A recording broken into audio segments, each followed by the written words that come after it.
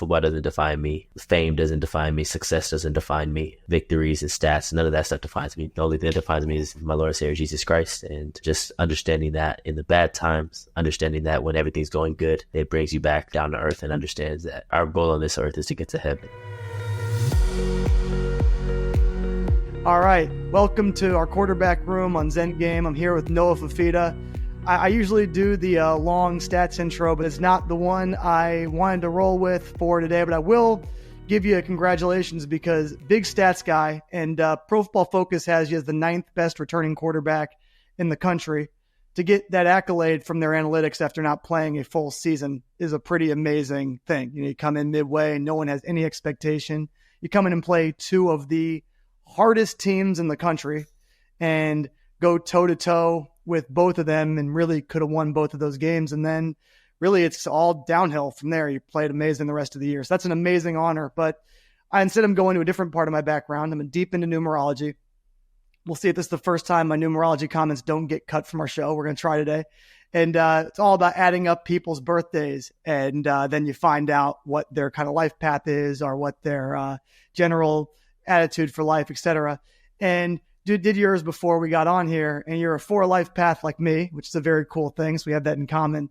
But I feel like it might resonate because 4s tend to work hard and take things the slow path. And I just have this feeling coming in that you're one of those people that actually matches. And I think that's a cool thing. I had a feeling that hard work is just something that's within you, because to be your size and to have the results that you have, usually it's hard work, because I'm just looking, when I watch the tape, it kind of shines out like that you are a prepared person when you're up there. I appreciate that. I'm not a numbers guy. I like math, but I'm not a numbers guy, but that's pretty cool. Would you say it resonates though? Yeah, for the most part. I mean, I take pride in, my dad always says, take the road less taken. So that's kind of what, my favorite quote by him, that's kind of what I live by. So just doing what people aren't willing to do. People do things that people don't like to do. So that's kind of just always how I've been. Extra preparation, extra work, and God's gotten me to where I'm at now. So we'll start there, because then I did get myself where I was looking to go. If you could describe some of the things that you did do that others wouldn't do when you were in your road up to starting for Arizona this past season, because everyone always sees the stuff on the field when it's impressive, but usually it's the product of things that were happening behind the scenes that get you to a point where you can come into a game against Washington, who goes on to go all the way to the national championship, come into a game against the player who was just picked number 1 in the NFL draft this year, go toe-to-toe with that guy. That's not something that happens overnight. That's something that happens through a build and through a process. So what are some of the things that you did that others wouldn't be willing to do that got you to that point that when your number was called, you're able to say, hey, I'm ready to roll? I wouldn't say that this is what other people don't do, but kind of what got me through waiting for my turn. It was difficult to be patient, but what kind of got me through was my family and then my faith. A lot of prayer, trusting that God's timing was always right, trusting that he would make sure I was ready for when the time came, and then just trying to do my part, watching film, even as a backup. I mean, I was a backup for a year and a half, so it was hard to continue to watch film and prepare like you're the starter, and then get to Saturday and not play a snap. So just kind of being patient, trusting the process. But what I do take pride in, that I guess not the rest of the world, but what I do take pride in is I don't like going out. I don't like going out to parties. We talked about I don't drink or smoke, things like that. But I'm not frowning upon it. I mean, everybody has their own thing. So my gateway was always family and golf. Golf is kind of what got me away from football. Golf's what kind of got me to relax. So when my dad says take the road less taken, I guess my road that I took was extra preparation, even if I wasn't playing, and then just continuing to work as hard as I can. And then even when I did get the job and everything was going my way, just not forgetting who I am, not forgetting where I came from, and not forgetting what got me to that point in the first place. It leads me to a number of questions as we go down kind of that path to this super quick ascension. The first one is you do get in there, and you're getting in there against, it couldn't have been much more challenging to start for you than it was. Was it a situation of immediately when you came in the game, I got this? Or was there kind of that initial feeling of imposter syndrome when you got that first opportunity? No, when I first got the first opportunity, it was kind of this is what I've been dreaming for. This is what I prayed for. This is what I've been wanting. So the way I got in is I don't wish it upon anybody. So the starter before me, Jedd and Delora, that's one of my really good friends. And I wouldn't be in the position I am without him. He helped me a lot. We got on campus at the same time, and he took me under his wing. So he helped me in a lot of ways on and off the field, including handling pressure. So when he went down, it was hard to kind of see him in that pain. But at that point, at the end of the day, this is the moment that I was waiting for. This is the opportunity I was praying for. So when I went out there, I just kind of set aside everything else, let go all the pressure, let go all the expectations, and I just played the game. I mean, I've been blessed to play this game since I was 5 years old, so coming up on 16 years, playing the same position. So it's the same game, just a lot more fans and a lot better athletes. So just kind of playing the same game, just playing how I play, playing fast, getting it to the real athletic guys and letting them make me look good. You got a lot of them on your team, thankfully. Definitely. So that helps. Yes, you definitely sir. had a lot of weapons, including someone that's very close to you that's going to be a top 10 pick in the NFL draft this upcoming year if all goes as expected. But nice thing to be able to have that combo of people to be on the team at the same time. But I'll go to kind of that moment, kind of two things I want to cover from it. First, on Jaden's front, you got to back up a pretty excellent quarterback throughout your experience. What was the number one thing you learned from him getting to back up somebody that started at Washington State in a super high octane offense, had that experience, and then came down to Arizona?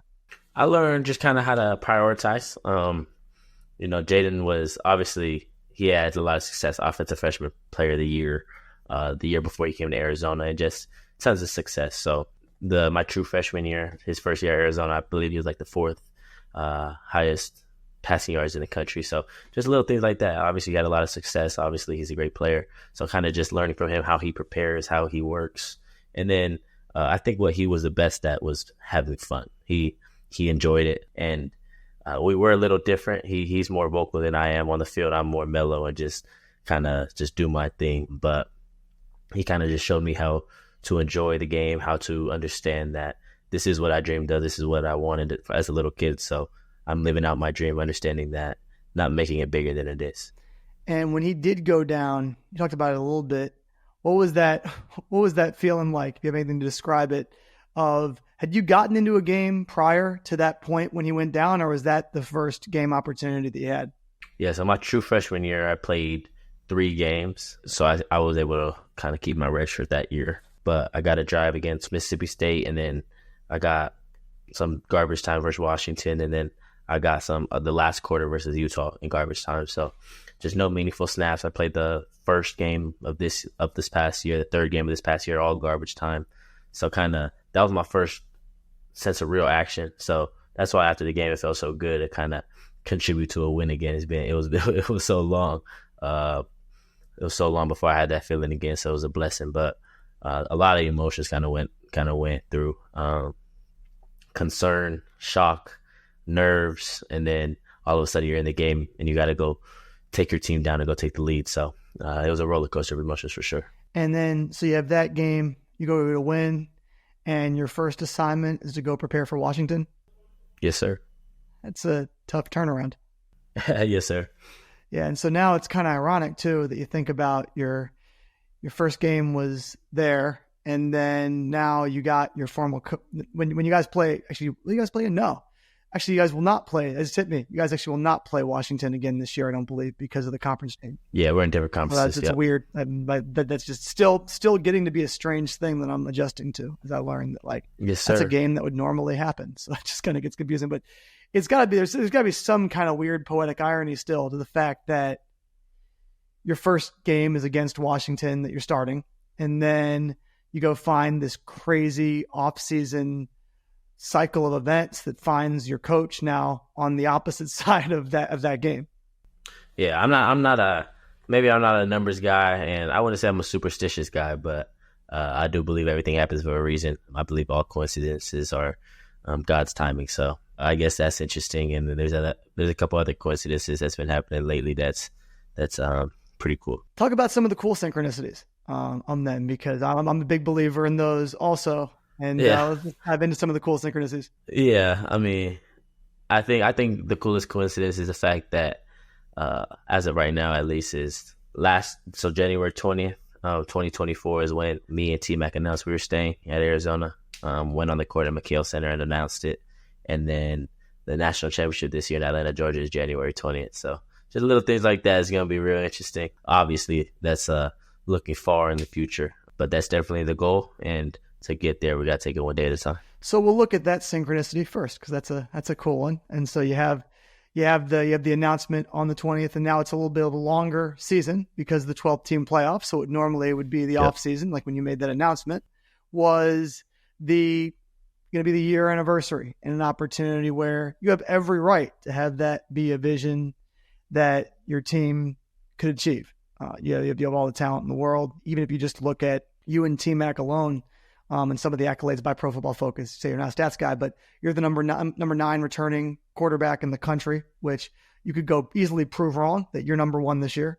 There is absolutely no doubt that is in your purview based on the type of performance you put up, your stats you put up. The degree of separation is actually not super high necessarily between you and Carson Beck, who they're at the top of the list. And the biggest difference is Carson Beck played a full season and got to be put in a stage in Georgia in some of their bigger games that you haven't gotten to play in yet for a full season. Mind you, you did go toe-to-toe, like we talked about with USC and Washington, who are about as impressive as it gets, so very realistic. And T-Mac was number 2 in the country at receiver, I believe, in their top 10 list, if I go back to my memory and try to serve myself right. So if we even just go with those 2 positions, the people you're talking about, when you got players like that, you can aspire for that. Anyone can, but like, you really got a lot of evidence that the 2 of you guys playing together for so long, having a podcast together, being as close as you are, that duo is a duo that should aim for the best possible outcome in the country. Yeah, I mean, when you're playing with the best player in the country, there's a lot of expectations and a lot of things that are realistic. So I didn't make a mistake there. He is the best player in the country, and we're going to go prove that this year. I believe the NCAA player rankings came out yesterday or the day before. They're starting to put the stats out. I think they had him at 3. Was that something they looked at and said, maybe I should have been number 1 and I'm going to go prove that in the field this year? He's real humble. He's probably the most humble star you'll ever meet, but I'll say it for him. He's the best player in the country, and our goal is not just a national championship, not just a Big 12 championship, but we'll go get him a Biletnikoff, a Heisman, and a top 5 pick in the future. I'll leave that there, and in about be doing the math in my head right now, less than that. So probably like 9 months from now, we'll get to see if all those things have come to full fruition. The NFL draft is such a special day in general. Sir. And it makes a cool pick for him would be if he got picked 4th. That'd be his jersey number. So you could have that would be a very, you never know. Numbers might add up again. Yeah, I'll get something else. I'll get something else for they're actually funny enough. This probably won't make the show, but I looked up his life path. It was 5. So that we aren't going to go deep into the numerology, but 5 would be a cool number for him also if it happened. But where did you get 4 from? 4 easy. I'll give you all the math. This is what I get in my late. I'm doing a show at 9 p.m. I'm happy to go dive into numerology. It's actually the easiest freaking thing to do ever, and it's barely ever wrong. It's one of the weirdest things I've ever learned in my whole spiritual path. All you do is you add up the days of your birthday. So I want to say, if my memory serves, I look these up. It's 2003. You're born on the 28th. I want to say I had. Yeah. And I need to go with, what was the month? I'm forgetting. It was it's 7. So it's July. So that's 2038. Pretty close. Happy almost birthday. But it's 7 plus 2 plus 8 plus 2 plus 0 plus 0 plus 3, which then gets you, I believe, to 13. And then it's down to a single digit. So it's 1 plus 3 equals 4. That's your thing. All right. So T-Mac is 9, 11, 14. 5. Minus. So how'd you get 5? 1 plus 4. My bad. 14. 1 plus 4. Oh, 1 plus 4. It's actually really, really easy, which is funny because you're throwing. I was doing the math actually. And then what's 5? 5s are super disciplined, but they're the more adventurous, chaotic people. 4s are oh, that's for sure. 4s are very to the book, very 4s are step-by-step process, working hard, doing all that. 5s are it's funny enough, probably one of my closest friends is a 5 life path, and we actually gel absurdly well because of that funny, difference. Yeah. But I resonate. I happen to have that kind of same workman-like attitude, and it's like your preparation shone through when I watched the tape. So it was like, I don't know, we'll start there. That felt like I had a weird intuition to go look that up before we started recording, and I was like, I'm gonna go with that instead of all the stats, because I do that every time and it feels boring and it just didn't feel like that. Oh man, that might be my bad. I was doing math on my dad's birthday too. What was this? So if I came up with 40, it's 4 plus 0. Yeah, so right? you guys match. So he's the same. What's 8? 8's also a natural match too, but 8s are very authoritative. So 8s generally like to be in charge, and they generally good at making money actually when in the positive, but very much like to be in charge. Money's a priority, like to be the best at what they do, but kind of in a different way. Like ones want to be the best at what they do in one way. Yeah, I like to see that. That's my little brother. I think I'm more kind of want to be in charge of my little brother, but my little brother's kind of all the other things. He gonna be successful. He probably likes to be flashy. Yeah. 8s like to be flashy. 8s want to be looked at as an authority figure. 4s are generally 4s just like achieving shit. It's like a little different. I definitely want to be in the know and everything. So yeah, it's a good place to be, especially at your position, because it is the most intellectual position in all sports, and I will put that against anything. I mean, you got to know how to put 10 other human beings in a position to succeed every single snap, and then also have to track what 11 different people are doing on the other side of you. That's something that kind of, if anything, when you are in that kind of CEO position on the field, whatever happens one way or another rests on your shoulders. And that's a big amount of preparation and responsibility that gets put on someone. And that would be hard for someone normally, but then you do it in front of anywhere between 30,000 and 100,000 people, depending on what stadium you're playing in that day. So that's yes, sir. It's no joke. It's an attitude that lines up well with your job, because it is a hard thing to do, to be at the age you're at and take on the responsibility and people's emotions that you take on. Yes, sir. I appreciate it. Yeah, it's no joke. I have to imagine, when you guys, how quick was your decision? We talk about that date, January 20th. How fast were you and T-Mac to make that decision? We're gonna plant. I have a feeling there was no doubt you were going to stay together no matter what. But how fast was your decision to be we're planting, we're just going to keep our feet in the ground and stick with what we got because it's really good? How fast was it? I think 4 days. 4 days. Wow. So, hey, there you go. We're on the numbers. We're on the numbers all day. But got 4 days and you're throwing number 4.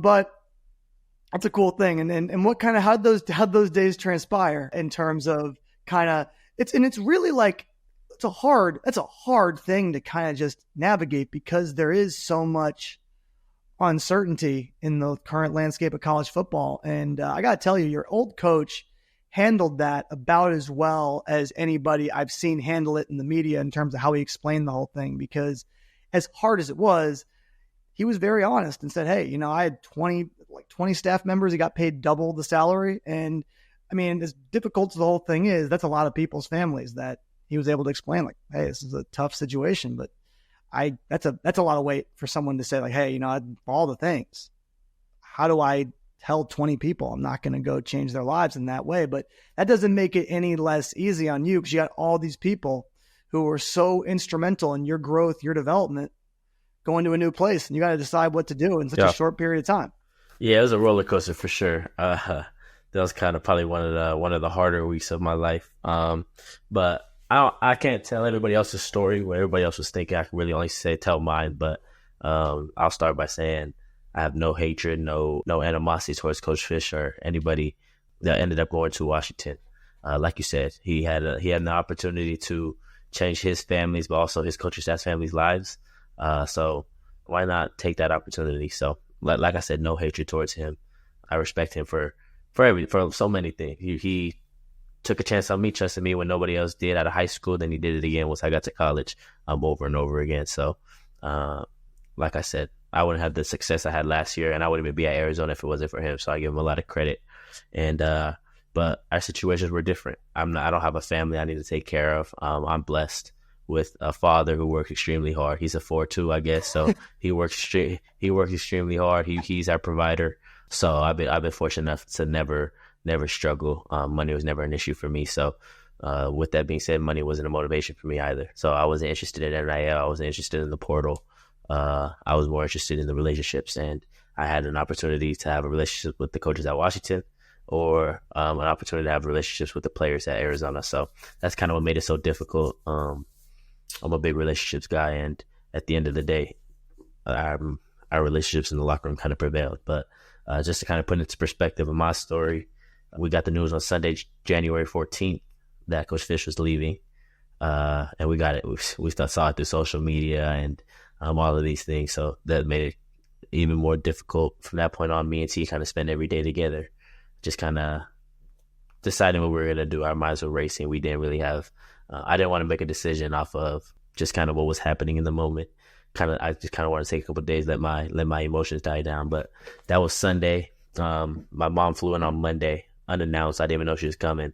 She just called me to pick her up from the airport. So she came in to kind of help me and just kind of be there for me in a tough moment. So like I said, my parents are my heroes. I'm blessed with two great parents. But my mom came, picked me up on Monday, kind of spent that whole week with me. Tuesday, Coach Brennan got hired. So let's keep in mind, we met with everybody. We met with the AD, we met with the president, we met with just everybody. We met with Coach Brennan on Tuesday when he got hired. On Wednesday, he brought in some of the other coaching staff. We spent kind of all night with them in Coach Brennan's office till like 3 a.m, just talking and just telling stories. And then Thursday is when my dad said to try to have an answer for him. And I still didn't have an answer. I was kind of praying for a sign, praying for something. Like I said, I don't believe in coincidences. I believe in God's timing. So Thursday is when my dad told me to have an answer. And at 9 o'clock on Thursday, I got a fortune cookie from Panda Express that kind of gave me the answer I was looking for. Saw the fortune cookie that said you don't have to travel far to find the satisfaction that you're looking for. Ran in and told my mom we're staying. Friday, me and T-Mac met with Coach Brennan, told him we're staying, and announced it on Saturday. I got a friend, by the way, I'm going to give a shout out to. He says he would complain. We used to go to Panda Express when I was growing up, and we'd open the fortune cookies, and he would complain about certain fortunes, and he would say, these fortunes are advice, and they're not a fortune. And I want to throw it out there. Your fortune cookie gave you advice, but it was really good advice. You got the advice you were looking for from the fortune cookie. I don't believe in a lot of things. There's a lot of things I don't believe in. I don't believe in superstitions. I don't believe in fortunes, but I do believe in God. And I think I've never got a good fortune in my life. And in my most vulnerable moment, God sent me a sign through a fortune cookie. So if that doesn't make you believe God's real, I don't know a lot of things that will. It was good. You haven't got any good fortune, so you wanted advice. So you know what? My buddy who I was actually talking to earlier today, like, I'm going to let Jesse know, like, you know what? Some of these advice fortune cookies can be life-changing. They can be the way that you needed that sign. And it, life-changing for sure. If Panda Express wasn't putting out advice in their fortune cookies, which he complained about for years, Arizona might, who knows what happens. But now we're in a place where you're excited, and you're one of the best receiver you could ask for, and you're going after a national championship. So, you made the right decision, and didn't even have to ask the question, because every time I have a guest of faith, I always ask, one of the first questions I ask is like, when they felt God with them the most during their journey. And I can still ask you that question because that might not be the answer, but it's pretty cool the way that answer was able to so perfectly just show up for you. I believe that there's something true about sometimes when you sit around, you say, hey, I've been praying on something. I've been waiting for an answer on something, and please give me a sign. That sign can come in the perfect way. In crazy ways. That one couldn't be more perfect. I think it's pretty cool. You said that fortune came at 9 o'clock on a Thursday. We're on synchronicities. We also started this interview at 9 o'clock on a Thursday. So kind of a neat, like fourth or fifth one, as long as we're going through the things. But that's pretty cool that you get to sit down, you get that. And then how does that line up with T-Mac? So you have your sign, you get the fortune cookie at 9 o'clock on a Thursday. Was he there? Was that just like, we're together and now we should both stay, or how'd it go from there?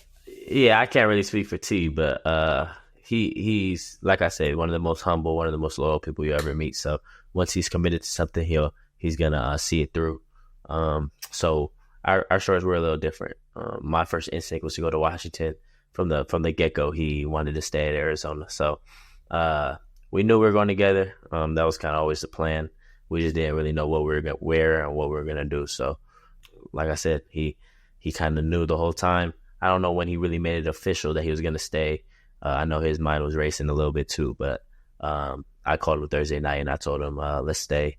And he was with it. We told Coach Brennan Friday morning and then announced it to the world on Saturday. So what's the timeline then? You get the fortune cookie. Who's the first call from that fortune cookie once you see it? Who's the first person you talk to?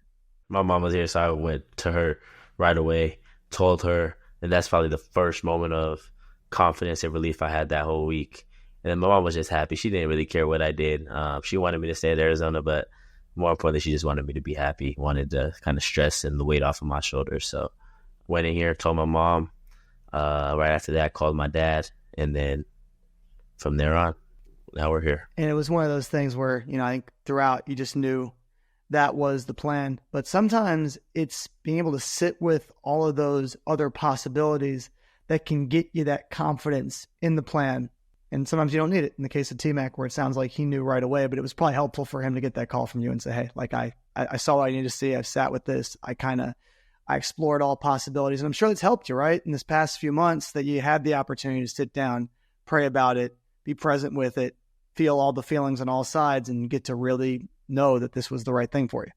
Yeah, well, for me, it's I'll never regret the decision I made. I'm not saying it's gonna be right. I'm not saying we're gonna win. I'm saying that regardless if we win a national championship or if we lose, if we don't even make a bowl game, whatever happens, I know that God sent me a sign, and I followed His will, so it can't be wrong.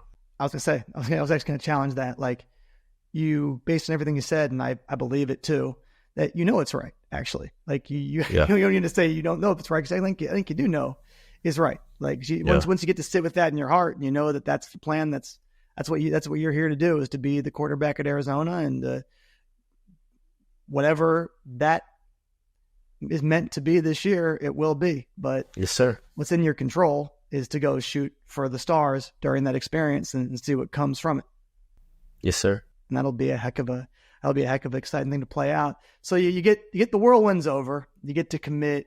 What were your interactions like with Coach? I have to imagine that had to be another part of the story. You have one amazing coach leave, but you have another pretty incredible coach come and get to take the mantle. Yeah, Coach Brett is a fantastic guy, and he's a great leader. He's a culture changer for sure, and we had a really good culture here. And I think the best compliment I could give Coach Brandon is you would never think he was a head coach the way he carries himself. You see him picking up trash. You see him opening doors for just interacting with people that normal head coaches wouldn't interact with. And I mean, I'm not knocking on any other coaches for any reason, but just speaking on my head coach right now, it's just somebody that's the most genuine, the most just trustworthy guy that I've met, and it makes it easy to play for. Obviously, he knows his ball. He's worked extremely hard to get to where he is now. So we're extremely excited to follow him to wherever he takes us. Do you believe that Coach Fisch was the person to get you from point A to where you guys got last year, which was an absolutely incredible bowl win? For my money, maybe the best game of bowl season. It was definitely up there against Oklahoma, and an extraordinarily impressive win against an outstanding team. You got to go against one of the best young up-and-coming quarterbacks in college football. I think that there's a very good chance that both of you guys, it was a preview of what you could see on Sundays at some point. I think that you and Jackson your next matchup might be in an NFL stadium, which is a pretty cool thing to get to play in a game. Oh, my bad. No, that kid's special for sure. He's a great player. To be able to go do what he did in his first game, everybody's going to see the turnovers, but I see the resiliency, never flinched, continue to make plays to the last whistle. 4th and 30, try to run for it on the last play. Just little things like that, the competitive nature he had. And I told him after the game, he's a great player, and don't listen to what the world says. Just continue to do what you do, and I'm extremely excited to see him be successful this year. You can relate to him, actually, because you guys, by the time the season was over, everyone knew Arizona, awfully good football team. It was the cat was out of the bag. You guys were on a big winning streak. Everyone knew that, hey, this is a heck of a team coming to play Oklahoma. And that was his first start. And that was you just a matter of games ago against Washington and USC. So I'm sure that you were able to give him some good perspective. And hey, this is the first time that you've been out there in this situation, and you really gave us a run for our money out here. And you had a lot to build on from that. But it was also an explanation point for you guys on your season. Oklahoma's a team that beat Texas in the Red River Showdown. They're a team that has a lot of really excellent players, even though some people were sitting out. They have a lot of players that are going to go play football on Sundays, including Jackson, that you were going against. And you guys got to put an explanation point on your season and say, hey, we are going somewhere that's really special. That was very clear by the end of that game. Like I said, probably the most underrated game of last year's bowl season from an entertainment perspective. And what was witnessed was on both sides, there were a lot of really excellent players. Do you think to a large degree that coach got you to that point, and then now you're getting somebody new that's going to be the person that is what this group needs to get you guys to the national championship? Because we talk about things happening for a reason. Sometimes things that at first look like they might not be happening for you, when you get through something like the spring, you can start to realize, man, this was exactly what this group needed to get to our next level. Exactly. And just saying that, there's a Bible verse that kind of comes to mind for me. I can't really think of the book in the chapter right now, but it's something that I kind of leaned on when I was the backup and waiting for my turn. But it's for you may not know now what I'm doing, but later you'll understand. So maybe, God, like I said, everything happens for a reason. So God might have something up his sleeve. So I'm excited to see his will play out. But to answer your question, Coach Fisch did do a fantastic job at the University of Arizona, kind of getting us to where from going 0-7 in the COVID year to 1-11 in his first year, and then finishing the Alamo Bowl just 3 years later is fantastic. And you give him a lot of credit for the people that he brought in, the players he brought in, the coaches he brought in. But for me, I think the players get a lot of credit. And I'm not just speaking to me, I'm speaking to just the whole team. And you got guys, leaders like Martell Irby.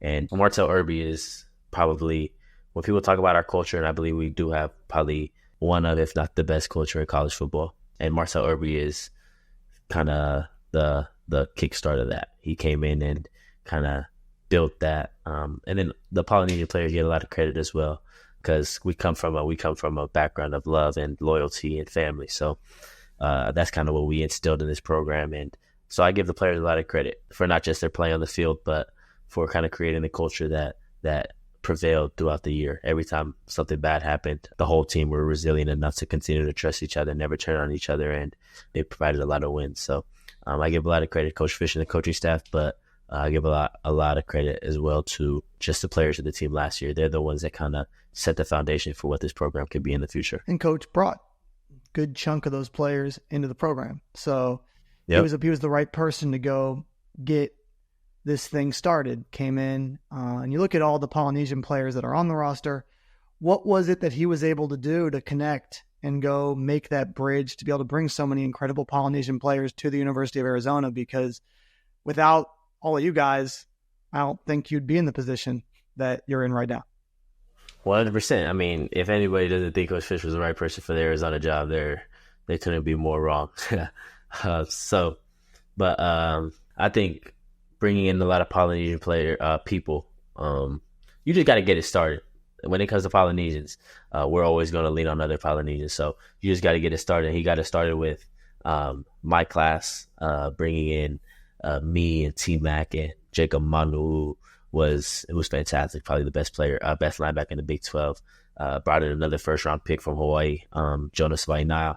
And then the transfer portal class he brought in was Jedd Delora. So that's 5 Polynesians right there that kind of played a major role through Coach Fisch's tenure here. So that, and then also he brought in two really good Polynesian coaches and 2 really good Polynesian recruiters, and Jason Kalfusi, who was our outside linebackers coach last year, and then Johnny Nansen, who was our defensive coordinator. So like I said, you just got to get it started, and he got it started with a good little class, and then from then on we recruit each other. So every Polynesian that comes in is instantly going to feel the love, because we'll take them under our wing and just go hang out with them and feed them. That's all we care about, football and food. So football, food, family, and then above all is faith. So Polynesian recruit each other, like I said. And so the follow-up question being, what is it that the core of you guys has then brought to the rest of the team from Polynesian culture that now maybe players didn't come in a Polynesian, 'cause most players aren't, but that doesn't mean that they don't get to leave with values that you've shared with them coming from your culture? It's that we're all family. It don't matter where you're from. It don't matter what ethnicity you are. It don't matter what your beliefs are. Yeah, but so we're on the podcast today. You got your own podcast, Island Time, that you and T-Mac started. What was the genesis of that? And you guys kind of being innovative enough to decide, hey, I want to go and share content with people, because it's definitely not something that you have to do. It's just to kind of cater to younger people that kind of aspire to be where we are now, kind of giving behind the scenes to look at college life, what it takes. It also is, it's many things. It's also just something for the fans to once again get a behind the scenes look at what the team's doing. We got to bring some guests from the team on, some coaches. Coach Fisch has been on, brought a lot of teammates on. So it's pretty special in that aspect. But it was also just an opportunity to kind of showcase our relationship. And like I said, we're both really laid back, just kind of like to relax and chill and talk about random things. So we got to do that and actually record it and kind of make some revenue off of it. So that was really nice. And then now we're at a spot where we get to kind of unite this university in a sense where we could bring in different athletes. We're really cool with a lot of the different athletes, from the basketball team to the volleyball team to the soccer team and so on and so forth. So looking forward to kind of bringing some of the other athletes on and then also kind of bringing in different people from the school, just regular school people, kids that attend University of Arizona, bringing them on to be able to tell what a day in their life looks like. And then also got some frat and sorority presidents that want to come on and kind of talk about their life. So just uniting the university in a sense. It's a beautiful thing. Do you have a favorite fan message you've gotten as a result of that show from getting to put content out there? Yeah, we get little kids kind of come up to us all the time and just show love from what we do on the football field to telling us that they listen to the podcast. So it's a blessing for sure. Some people say it's a highlight of their day, and just little things like that. It's a blessing. That's the coolest thing to get to go do. That's the most important thing, in my opinion, at least. The most important thing you get to go do is all the kids that come to your game and they see you guys in the field, and that is the highlight of their day, and your podcast gives them a connection. And then who knows who you inspire to live a better life, to go aim to achieve something great by the fact that they get to go out there and see what you guys get to express through yourself on a Saturday. It's the coolest thing you can do. For Arizona athletes, a guy I talked to, I'm not sure if you had him on the show yet, Trey Townsend just joined your basketball team. You had him on the show yet? Because he's got a pretty incredible story. Yeah, man, we've been slacking on our podcast recently. A lot of people have been asking when we're going to get back to it. Just kind of got some things we're trying to take care of on the football field before we get back on our podcast. But we got some exciting guests that we're going to try to get on. So it's going to be interesting. I'll definitely tell you, Trey is a guy who's worth having on there. Pretty crazy story. Dude walked on to start his first game at Oakland, went through the whole March Madness thing, and is now playing for you guys. He's going to have a hell of a season. Yeah, so, definitely. From my conversation with him, I think that your audience would enjoy what he has to say. And it's cool gratitude to get to have that route to the University of Arizona, to come from a mid-major and then get to see what the University of Arizona has to offer. Yeah, everything I've heard about Trey is some good things. So haven't got the chance to talk to him. Seen him a couple of times around camp, around our athletes' kitchen, but yeah, heard a lot of good things about him. He's an elite human being, and you'll get to find out if Trey's eating Spam also, and you can tell him like, hey, that was us. we got that going. It's a neat thing, and he's a good dude. Talk about. Well, I always love asking this question. What was kind of the welcome to college football moment? Did it come in the garbage time, or did it come kind of once you got into the game? Kind of that first. Usually, it comes in that first hit where someone just drills you, and you're like, "Whoa." I don't think I really had a welcome to college moment, to be honest with you. I played Mississippi State my freshman year, got some garbage time there, and I took a big shot really late, roughing the passer call, a little cheap shot, but I guess it really wasn't a welcome to college moment. I guess it was a big hit, but I had so much adrenaline run, I didn't really feel it. Got up, threw a touchdown against my childhood team, which is the Utah Utes. I threw my first touchdown in Rice Echo Stadium to T-Mac. in front of my family. So that was awesome. And then I had one play against Washington. Jedd hurt his ankle, and I went in. We were down 10 points with a minute 30 left, and I went in for one play, and it was extremely loud. So I guess that was my first meaningful snap in college. So I guess that's another welcome to college moment, I guess. That's pretty crazy. That's your whole. What was the play? Nothing good happened. You're out there. You had it. That's just a quick. What was the emotion of that like? I mean, it was a blip in probably the scheme of fans watching the game, but for you, you're getting in there. What were the feelings like of kind of coming in there? And that's the only opportunity to get to show what you're able to produce. And then you have to just kind of go back onto the bus and call it a day. Yeah, it sucked. It sucked that I wanted to take advantage of the opportunity and kind of help my team win. But God had other plans. He wanted me to wait one more year until I was ready. So it was fun, though. I didn't really warm up. I remember just running out there, did a couple arm circles and went in. But once again, Coach Fisch didn't even hesitate to put me in.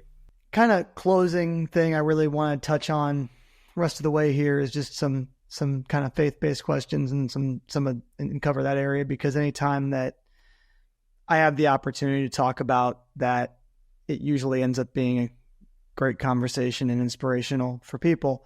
First one I'll ask is largest challenge you felt you faced on this college athletics journey so far, and how you worked through that. Yeah, I think we touched on both. Coach Fisch's was really tough, but I think being patient was probably the toughest thing I've had to go through my career so far. Waiting, it was a year and a half, so you're always thinking like, okay, this is the week. Okay, this is the week. And then you get to the final game of your freshman year, like, okay, well, it wasn't this year. Now let's go to spring ball. Spring ball comes, you don't win the job. All right, fall camp comes, you don't win the job. Then you're right back into this another season where you're saying another week. So like I said, there was a lot of Bible verses that kind of got me through it. My grandfather is very he's a devoted Christian, and he's very in touch with his faith. So he would send me messages, and he helped me a lot. He's a prayer warrior, so I'm extremely blessed to have him on my side. But just continue to tell me to be patient. And one thing he says that always rings with me is to be patient. God's time is never wrong. You were raised in the church, you know who defines you. So it's not football. Football doesn't define me. Fame doesn't define me. Success doesn't define me. Victories and stats, none of that stuff defines me. The only thing that defines me is my Lord and Savior Jesus Christ. And just understanding that in the bad times, understanding that when everything's going good, it brings you back down to earth, and understands that our goal on this earth is to get to heaven. So that's just kind of my biggest challenge was definitely being patient. And because of it, maybe God put me in that situation, put me in that storm for so long so I could grow in my faith and start to build my relationship with him. And so the expectation from day one, then, when you go sign on, you get to go play at the University of Arizona with one of your closer friends from prior to the journey. The expectation was that you guys would both be out there playing together from day one. That was the hope. For sure. And that was tough too, seeing T-Mac on the field. And there's actually four of us that went, me, T-Mac, Jacob Manu, and Kean Burnett. We all played on that same 8th grade team, went to high school together, and ended up at the University of Arizona. So that was kind of the dream. That was kind of the story. So when it's happening, it's like, why me? Like, why are you making me wait? But at the end of the day, like I've said so many times on this podcast and so many times in my life, God's time is never wrong. And maybe it's hard to know that and understand that. You could say that in your storm, but it doesn't make it any easier. But looking back now, God's prepared me for this moment, and I'm excited to see what he has planned for my team. Was there a lesson in comparison there in terms of, in the hardest level, obviously you have no other reaction but to be super excited for your close friends that are getting out there and getting earlier opportunities than you are, but is there a lesson there, and why not to compare yourself to others surrounding you? Because that's a challenging thing to see peers of yours that you've been with so long play before you do. Yeah, the lesson is comparison is a thief of joy and fulfillment. That's a quote that my uncles who played in the league, he played at the University of Utah. He gave me that quote, and he gave me that quote in high school though, and he just said that he lost. So he said what got him to be so successful in high school and growing up is comparing himself to other people and just being better than them. but it got to a point where he was comparing himself so much that he lost the love of football. So he told me, like, I know you love football and I know you're competitive, but don't lose the love of the game because you're always constantly comparing yourself to others. So I tried to stop doing that in high school. I find myself to this day kind of comparing and just trying to compete with these other guys. But for me, it was never a comparison with my boys. It was never a comparison with T-Mac. It was never a comparison with Manu or Jaden for that matter. What got me through that season is watching them succeed. I don't know if I would have been able to sit and just sit and wait my turn if it wasn't for watching T-Mac become a freshman All-American, watching Jacob Manu become our star linebacker and our leader of our defense at 5'9", watching Jaden go and do what he does every week in and week out. So that's what got me through. There was no animosity towards my team. It was awesome to watch them succeed. It was awesome to watch them play. But there was always the desire and the itch to be able to be on the field and play with them. What was your favorite play at T-Max the freshman year? Do you remember kind of like the moment where you're sitting there and you're kind of living vicariously, like, man, like I'm not out there yet, but this was awesome. Oh, every play he made, every time he scored a touchdown, it was amazing to watch. His first touchdown against San Diego State was special because he took a big hit. That was his welcome to college moment. But I remember right when he caught the ball, I was so excited for him. Ran down. We did our handshake, even though I was told that threw it to him. He had an incredible catch versus Colorado across the middle, reached back with his left hand and caught it with one hand with like 3 fingers, which was extremely special. And everybody was looking at me, and I was like, man, he does this. He's been doing this since 8th grade. Watching Jacob Manu go get his first start versus Washington at Washington and just go and make 13 tackles, or going to UCLA and T-Mac scores a game-winning touchdown. Jacob Manu had 17 tackles, became the freshman player of the week in the Pac-12. And then we went into the Rose Bowl, my hometown, and beat the number top 9 team in the country at the time. So just all of those, man. It was so amazing to watch them win. And so you really paid attention to everything going on with them while you were sitting on the bench, which is a really, really cool thing. And you almost remember those moments like they were your own, and you kind of almost light up with more pride than talking about your own moments in a way, which is very, very cool. And that's not something that you see all the time. When you got into that huddle for the first time, what did T-Mac tell you? He just said, let's do it. He said, this is what we've been dreaming for. This is what we've been waiting for. Let's do it. And then, so that was him. And then you just had the whole offense who just took me under the wing, believed in me from the get-go. That first play at Stanford, when Jaden went down, we had a long drive kind of waiting to, the defense was on the field for a long time. So we were waiting on the sideline for us to get on the field. But every starter came up to me and just told me, and you can see it in their eyes. They would just say, we believe in you. You're built for this, and go lead us to the promised land. And just kind of having that belief, you have confidence in yourself, but having other people that you play for, having them respect you and having them having that confidence in you is special. And then, so you get that high. You do have a great outcome your first game. You have these other 2 games that so close. Like, if you're a multiverse person, there are plenty of universes in the multiverse where you guys beat Washington, and that completely changes the trajectory of your season. And who can even speculate, as I could put some of that together, what might even have changed the trajectory of Arizona football if you guys had won that game. You didn't, though. And so what were the lessons that, those things stick with you? And what were the lessons that you guys have taken from talking about perfect timing? And sometimes it is those things that in the moment, those must have felt gut wrenching. But as you're writing your story this year, we don't know yet what games you're going to win because of things that you learned in those 2 difficult challenges. What were some of the key learnings that you've taken as now you're looking back into this offseason, getting to reflect on such close opportunities to beat elite quarterbacks, elite teams, et cetera? Yeah, it's going to get extremely repetitive, but I mean, the USC game is the hardest game I've ever lost in my life.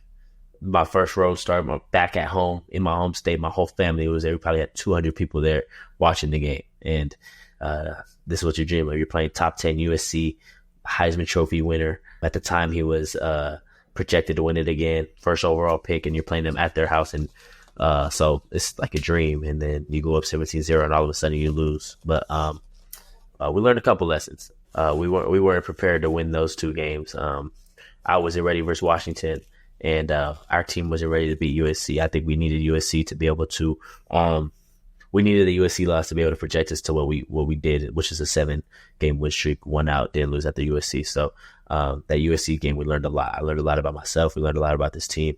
We learned that we could play with anybody in the world. We learned that to go into every game and expecting to win. We went in expecting to win, so before that game, Washington, we started really slow. Versus Mississippi State, we started really slow. Finished fast, but we started too slow to come out victorious. So the emphasis for the USC week was start fast. We started fast, didn't finish well. So we weren't, at the end of the game, we weren't playing to win. It felt like we were playing to lose. And to be honest, it felt like something was going to go wrong. Like we go up 17-0 and it's like, okay, it's not going to go right the whole game. So we needed to learn there. We really needed to learn how to win. We needed to learn what a winning mindset was. And the USC game was a perfect game to learn it. So then we go on, and every game from there on out, it was okay. We go on expecting to win, and now things are going right. They're going to continue to go right. We're going to win this game, and then little things happen. We go down 10 points to Oregon State, and it's like, all right, I don't know how, but we're going to win this game. There's no way we don't win this game. So that's just a 2-week separation from USC to Oregon State, where it's like this team's mentality is so different, and it's carried us into this offseason, and we're going to take the momentum from last year and try to carry it into this new year. But we know it's a new year. We know that 10-3 stuff's done. Like that stuff's all out the window. It's a new coaching staff. It's a new conference. It's a new year. Now it's time for us to focus. Now it's time for us to go do what we do. And we're going to take it 1 week at a time as we try to get to our ultimate goal. I think it's not just 0-0 every game. You learn it's 0-0 every time you get out there and you start a drive. Yep. Because that's the challenge of being up. Sometimes being up 17-0. It doesn't really matter what you're doing in life. It's the same parallel. Sometimes being up 17-0 changes your mindset. And if you just kind of learn to go into every drive up 17-0, hey, 0-0, we got to go win this game right now. That ends up resulting in making it easier to hold on to something like that than when, maybe you look at the scoreboard a little bit too much. But other learning from that game, you got to play against in both of those games 2 guys that just got drafted in the top 10 in the NFL draft. Caleb Williams, number 1, Michael Penix, number 8. What were things you learned from playing against them? Because it's natural to be able to learn from a person that when you have a great game like that against some elite players, it's easy to be able to take 1 or 2 things and say, hey, I learned something from playing against that guy. A lot more starts than me. Yeah, they're really special. Both of those guys are really special. And I think what I learned from Penix is that you don't have to kind of be the star of the game to win. He let other guys be the stars, from his 3 incredible receivers to Dylan Johnson, his running back. And I don't think he threw a touchdown pass that game, but still, he was very efficient, over 350 yards, over 70% completion percentage. So he was just playing the game the right way. He wasn't forcing things into coverage. He was taking his checkdowns and letting his guys run for him. So watching him manage the game in that way, and just taking what the defense gave him was just seeing that veteran kind of mindset from him. And he's a great player. And then Caleb Williams is, I saw firsthand that he was the best player in college football last year. You give so much credit to Michael Penix and Jaden Daniels and Marvin Harris and some of these other guys, but Caleb Williams was the alpha last year. And I watched him he couldn't throw the ball that game, so I saw why he's the best. Winners win, and he found a way to win. And from taking a quarterback sneak and carrying a defender to the end zone to kind of just the last 2-point conversion he made, his feet took over and he showed why he's the best player in the country. So seeing that competitive edge, seeing that competitive spirit was cool to see as well. And it's something that I want to put in my game. Got an opportunity this season to do it. And there are so many cases of people that had seasons like you did this past year. And everyone should know that something even more special is about to emerge through you. And they don't, but only you do. But not everybody knew after his first season that Joe Burrow was going to be the number 1 pick in the NFL draft. That happened. He had some pretty special receivers also and was able to go and make a season like that happen. Not everyone knew Baker Mayfield was going to be number 1 pick in the draft. That happened.